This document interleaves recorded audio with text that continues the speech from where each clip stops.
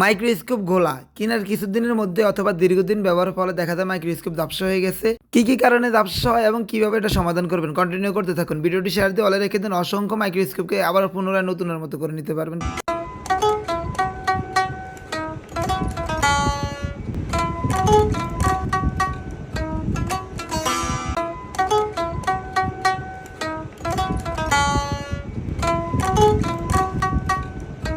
তো প্লাস্টিকের পার্ট খোলা শেষ। এখন আমাদের ময়লাটা যেখানে রয়েছে সেটা হচ্ছে ভিতরের পার্টে।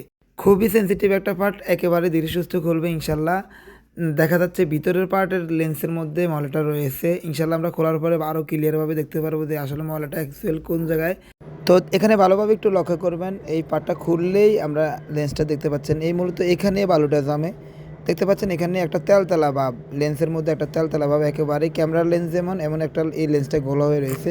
তো এখানে লেন্সটা গোলা হয়ে যাওয়ার কারণ শুধুমাত্র ভালো না, এরা গিয়ারের মধ্যে বা অথবা ওই যে দেখতে পাচ্ছেন যে ফিনিয়ামগুলো, এগুলোতে যে মোবিলটা ইউজ করছে, এই মোবিলটা কোনো কারণে এখানে গামিয়ে গামিয়ে এখানে গেছে। তো এই কারণে এই জায়গাটা গোলা হয়েছে, দুইটা লেন্সে একেবারে গোলা হয়ে রয়েছে।